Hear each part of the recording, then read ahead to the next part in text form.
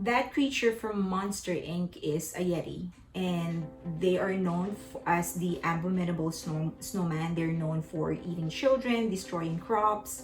They're known for killing people. Some people know them to be guardians of a mountain. If there's any human being that would go into the mountain, they would kill that human being. If there's another human being that offends them, they would just not kill that human being. They will also kill their families.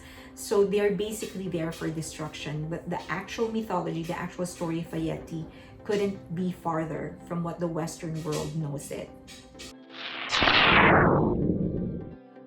The Yeti is actually super nice. There are different versions and different stories in the Tibetan tales. The Yeti is actually a kind man that would serve and help people. So there was the Sherpa in the 7th century, according to the story, that wanted to build different monasteries. And so he would go to different caves and actually do some sort of a meditation in there. And the Yeti, it would, because the Sherpa would stay there for days on end, the Yeti would be the one to bring him food, make sure he's comfortable. If it's cold at night, he would, help the Sherpa set up a fire so that he could keep himself warm.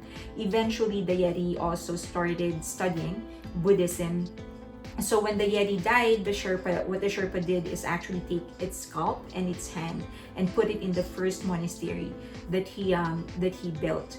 Now in Bhutan, they are also known for being guardians of the monasteries. So at night, when human beings would actually go to sleep, the Yetis would come to the monasteries and the temples, and they would clean the place. They would fill the bowls, they would fill the lamps to make sure that when in the morning when it is used, it's okay and running, and then before the sun rises, they would leave. So they're just there to make sure that they guard the temples and the monasteries, and then they leave.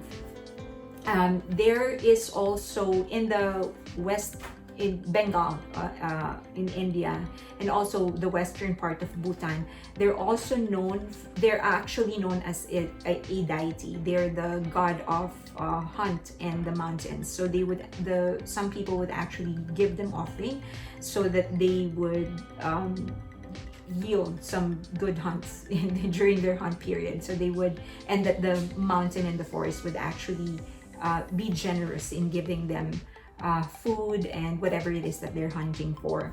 Now, the question is, how did the West start thinking of Yetis as monsters? Basically, in 1921, there's a journalist named Henry Newman, and he was interviewing members of the expedition team that would go to Mount Everest. And the expedition team actually told him of Metokangni. Metokangni. That is actually translated as man, bear, snowman. But for some reason, Newman mistranslated it and translated it as filthy snowman. But he didn't like the word. He didn't like the word filthy, so he replaced it with abominable snowman. And so from then on, everyone just latched onto it without actually verifying what a Yeti is, and then they formed their own narrative around the creature. But in fact, he's a super nice creature. So if you've ever seen that movie Monster Inc., then you would know that there was this one scene of a Yeti being upset that he is being called abominable, and saying that why would they even call him a snowman, he's not made of snow. But in that movie, he was actually projected as a super nice creature. He actually helped Scully, made him feel comfortable in the forest that he was in. And that is the story of the Yeti, very much similar to the sentiments of many Asians. A lot of Asians get bad rep for just being who they are. Well, in fact, the reality of the situation is that they're not bad. They're actually super nice. They're just mostly misinterpreted, mistranslated most of the time. But it pays for you to actually go out of your way to understand different aspects and different elements of the literature and culture of Asia.